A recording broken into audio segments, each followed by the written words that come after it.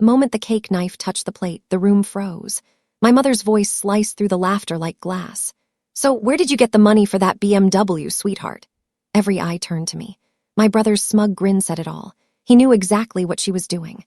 I'd given him the car a week earlier as a birthday gift, but now, in front of 30 guests, my parents were about to humiliate me again. My hands trembled as I set my glass down, my heart pounding. They thought I'd crumble. Instead, I smiled, because this time I had receipts, the kind that could burn the entire facade they'd built. My name is Caroline Hart, and for most of my life, my parents treated me like I was invisible while my brother Mason was the golden child. I was the invisible child in a family that adored achievement. Mason, my older brother, was everything they dreamed of. Charming, articulate, always one step ahead. I was quiet. I liked books, art, and solitude. That was enough for my parents to label me unambitious. When Mason graduated from Stanford, they bought him a car. When I graduated from high school, they gave me a used laptop and a speech about doing better. My father once told me, "Some people are born to lead, Caroline. Others support." So I stopped trying to impress them. I stopped looking for their approval. I stopped waiting for them to see me. Instead, I focused on building something they could never take away from me, myself. After high school, I didn't go to college, not because I couldn't, but because I wanted to build something real. I took freelance work, graphic design, web development, marketing for small businesses. My parents laughed. "You're wasting your potential," my mother said. Mason called me the family experiment, but while Mason lived off their money, I learned how to make mine multiply. I failed 100 times, lost clients, cried myself to sleep, but every mistake became a blueprint. Every rejection toughened my skin. They saw a failure. I was becoming unstoppable. By 22, I had my first steady clients. By 24, I had a small agency. By 26, I had something bigger than they could imagine. Dad's company, Heartline Interiors, was the pride of our town until it wasn't. Bad investments, inflated egos, and favoritism destroyed it from within. Mason joined as vice president while I stayed out of sight. Within 2 years, the company was bleeding millions. I offered to help quietly. My father scoffed. You build websites. This is a real business." 6 months later, they were facing bankruptcy. That's when an anonymous investor stepped in and bought controlling shares. The investor saved the company, restructured leadership, and returned it to profit. That investor was me. I'd built my company, Northlake Investments, from the ground up, and I'd been waiting for the perfect moment to save theirs. Under Northlake Investments, I purchased shares quietly through struggling partners. Within 6 months, I controlled 60% of Heartline Interiors. My father thought he'd found a mysterious savior. Mason bragged that he'd attracted investors with his vision. Neither knew it was me, and I made sure to keep it that way. Because revenge isn't about shouting your victory, it's about timing your silence. I replaced Mason's yes men with actual professionals. The company thrived. They thought it was luck. They even sent me emails boasting about how their hard work had saved Heartline. I smiled every time. But when my father tried to sell off assets without board approval, my holding company blocked him. He never suspected his forgotten daughter. Then came the phone call. Mason wanted to borrow money from me personally. "Just a short-term favor," he said. "Family to family," I asked. "Does Mom know you're asking me?" He hesitated. "No, and she doesn't have to." That's when I realized Mason was in debt, deeply, and my parents had no idea. The golden son wasn't so golden anymore. He'd been gambling, making bad investments, trying to live up to an image he couldn't afford. I agreed to help him. Not because I cared about Mason, but because I knew this information would be useful later. I paid off his loan through Northlake. He never knew it was me, just another anonymous investor helping the Hart family. When my mother called to invite me to Mason's birthday, I almost declined. We hadn't spoken in years. "It would mean a lot," she said. Her tone dripped with false sweetness. I agreed. Not because I wanted reconciliation, but because curiosity is a dangerous motivator. I spent the next week preparing a gift that would leave an impression. A black BMW, the exact model Mason used to brag about wanting. The title was in his name, the payment in cash. When I arrived at the party, my mother hugged me like a politician greets a rival. I smiled. The game had begun.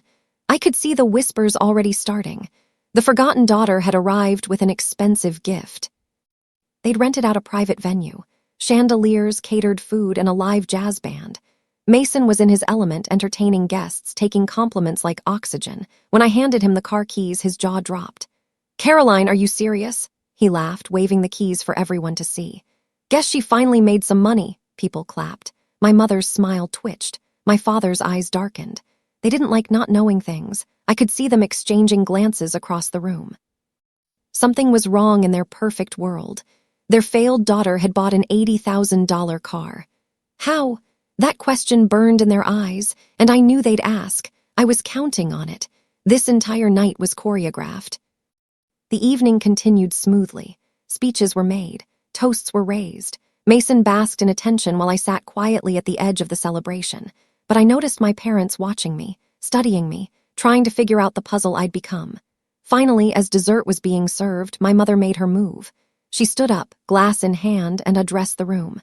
"Before we cut the cake, I just have to say how wonderful it is to have both our children here tonight." Her eyes locked on mine. "Caroline, we were all so surprised by your generous gift to Mason." The room went silent. Here it comes, I thought. The trap was about to spring. "So, Caroline, where did you get the money for that BMW you gave Mason?" The question landed mid-toast. My mother's smile was sugar-coated poison. I could feel my pulse in my ears. Mason leaned back, smirking, his hand resting on my father's shoulder. They were all in on it. This was meant to embarrass me, to remind me that no matter what I achieved, I'd always be the lesser child.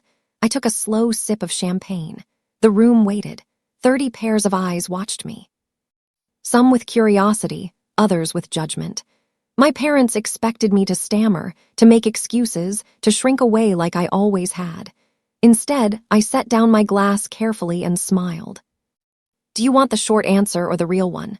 I asked. Her eyes flickered. "The real one." "Good," I said, "because you're about to learn something." I could see my father shift uncomfortably. Mason's smirk wavered. My mother's composure cracked just slightly. I stood up, smoothing my dress, taking my time. Let them wait. Let them wonder. This moment had been years in the making. Every humiliation, every dismissal, every time they made me feel small. It all led to this. "The BMW came from the same place all your paychecks have come from for the past 2 years," I said clearly. "From me." The room erupted in confused murmurs. My father's face went pale. "What are you talking about?" my mother demanded. I reached into my purse and pulled out a folder. I'd prepared this weeks ago, knowing this moment would come. I slid it across the table to my father. "That's the shareholder document for Heartline Interiors. You signed the merger yourself 2 years ago. You just never bothered to check who Northlake Investments actually was." My father grabbed the folder with shaking hands. He flipped through the pages, his face draining of color. My mother looked over his shoulder, her mouth opening and closing like a fish. Mason sat frozen, the smirk completely gone. The truth was simple, brutal. I owned their company. I had saved them from bankruptcy. I controlled everything. "You're lying," my father whispered, but his voice had no strength. He could see the documents. His own signature, the shares, the voting rights, all in my name, hidden behind Northlake Investments. "I'm not," I said calmly. "Every decision you thought you made in the last 2 years, I approved it. Every paycheck you cashed came from my accounts. Every time you brag about saving the company, you were bragging about me." The silence was deafening. Guests shifted uncomfortably. Some pulled out phones. This was going to be all over town by morning. My mother finally found her voice. "You set us up. You planned this." I shook my head. "No, you set yourselves up. I just stopped pretending." Mason finally spoke. "You did this to humiliate us." His voice cracked. I turned to him. "How's the debt, Mason?" His jaw dropped. "How do you know about that?" "Because I'm the one who paid off your loan last year," I said. "Through Northlake, you've been living off my money without knowing it. That car you're driving, the one you said you bought yourself, I paid for that too. The apartment downtown, my money. Everything you've bragged about for the past year came from me." The look on his face was pure defeat. Around us, guests whispered frantically. My father tried to stand, but his legs wouldn't support him. My mother's perfect facade crumbled completely. "Why?" my mother asked. Her voice was small now. All the superiority is gone. I'd waited years to answer that question. "Because you told me I'd never amount to anything. Because you made me feel worthless my entire life. Because when your precious company was failing, you didn't even think to ask your daughter for help. You'd rather lose everything than admit I might be capable." My voice remained calm, level. I wasn't angry anymore, just stating facts. So I helped anyway, quietly, without recognition, just like I always did. The difference this time is that I made sure I couldn't be erased from the story. I picked up my purse. Enjoy the rest of the party. The BMW is paid in full, Mason. Consider it a gift. I walked toward the door. Behind me, chaos erupted. My father was shouting, my mother was crying. Mason sat in stunned silence. Guests crowded around them, demanding explanations. I didn't look back. Outside, the night air was cool and clean. I took a deep breath, feeling lighter than I had in years. My phone buzzed immediately. Text messages from relatives, from old family friends, from people I hadn't spoken to in years. The story was already spreading. I drove home in silence, letting the weight of what I'd done settle over me. I hadn't destroyed them. I'd simply revealed the truth they'd built their empire on. The foundation was always mine. They just never wanted to admit it. Days passed without a word from my parents. No calls, no emails. Then came the letter, an official request from their lawyer to discuss ownership adjustments.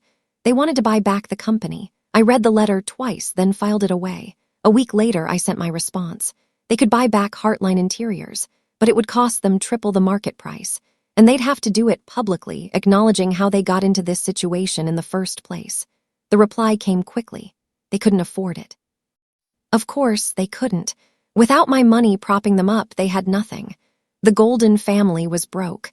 The realization must have been devastating. 3 weeks after the party, Mason showed up at my office. He looked older, hollowed out. The Golden boy had lost his shine. "You planned all of this," he said quietly. I gestured to a chair. He sat down heavily. "No," I replied. "I just stopped pretending to be less than I am. You and Mom and Dad made your choices. I made mine." He sighed. "They're never going to forgive you." I smiled. "That's fine. I didn't do it for forgiveness. I did it for truth." We sat in silence for a moment. Finally, Mason spoke again. "I'm sorry for everything, for how we treated you." It was the first time he'd ever apologized to me. I nodded. "I know," but I didn't say I forgave him. Word spread fast about what happened at the party. Their friends, business partners, and everyone learned the truth. My parents' pride turned into gossip fodder. People who'd praised them for years now whispered behind their backs. Mason resigned from Heartline quietly. My father stepped down from the board. My mother stopped attending social events. Their carefully constructed image crumbled piece by piece, and I kept building. Under new leadership, Heartline flourished. I rebranded it, gave employees real opportunities, and ran it with integrity. For the first time, the company had a soul. Revenue increased by 40% in 6 months. Employees actually wanted to come to work. That's what happens when you lead with fairness instead of favoritism. 6 months after the party, my mother called. Her voice trembled. "We didn't know how much we hurt you. Can we talk? Can we fix this?" I'd imagined this conversation 1,000 times. In some versions, I yelled. In others, I cried. But now, sitting in my office, looking out at the city I'd conquered quietly, I felt nothing but calm. "No," I said gently. "You knew, you just didn't care until it cost you something." There was a long pause. "Caroline, please, we're your family." "Family doesn't make you feel worthless," I said. "Family doesn't erase your achievements. Family doesn't wait until they need something to remember you exist." I hung up. It was the last time we spoke. Their mansion was listed for sale 3 months later. My father filed for bankruptcy shortly after. Mason moved to another state, starting over with a job that paid a fraction of what he used to make. Every secret they'd hidden came to light. The favoritism, the manipulation, the way they'd taken credit for work they didn't do. Not by my hand, but by their own. That was the beauty of truth. Once exposed, it consumes everything fake. People who'd once envied them now pitied them. The Hart family name, once respected, became a cautionary tale. And through it all, I remained professional, focused, building something real, something earned, something that couldn't be taken away. A year after the party, I stood outside Heartline's new headquarters. My company is now reborn. The staff adored me, not because I owned it, but because I led with fairness. We'd moved into a modern building downtown, triple the size of the old office. The Hart name was gone, replaced by something new, something mine. As I walked through the lobby, employees greeted me warmly. These people knew my story. They knew what I'd overcome, and they respected me for it. Not because of my last name or my family connections, but because I'd earned it. That feeling was worth more than any amount of money, more than any revenge. It was validation. Mason called one last time that year. "You win," he said. I was quiet for a moment. "This wasn't a game, Mason, it was justice." He sighed. "You really changed, Caroline." "No," I said. "You just never bothered to see who I was. None of you did. You saw what you wanted to see. The quiet daughter, the unambitious one, the failure. But I was always more than that. You just couldn't look past your own pride to notice." There was nothing left to say after that. We said goodbye. I knew I'd probably never speak to him again, and surprisingly, that didn't hurt. It felt like closure, like the final page of a chapter I'd been ready to finish for years. 2 years after that birthday party, I received an invitation. A business conference wanted me as their keynote speaker. The topic, building success against all odds, I accepted. Standing on that stage, looking out at hundreds of faces, I told my story. Not with bitterness or anger, but with honesty. I talked about being dismissed, being underestimated, and being erased. And I talked about how I'd built something anyway. How I saved the company that didn't want me. I'd proven wrong everyone who doubted me. The standing ovation lasted 5 minutes. Afterwards, dozens of people approached me. Young women, mostly, telling me I'd inspired them. That I'd shown them it was possible to rise above families that didn't believe in them. Now, standing in my corner office 3 years later, I think about that night, the question that started it all. "Where did you get the money for that BMW?" I'd answered honestly. And in doing so, I'd freed myself from their shadow. My company was thriving. I'd been featured in magazines, invited to speak at universities, and recognized as one of the top entrepreneurs in the state, all without my family's name attached. The BMW still sits in Mason's driveway. I drive past it sometimes, a reminder of the night everything changed. People ask if I regret what I did. If I wish I'd handled it differently, I don't. Because that night wasn't about revenge. It was about truth, about finally being seen, and I've never looked back since.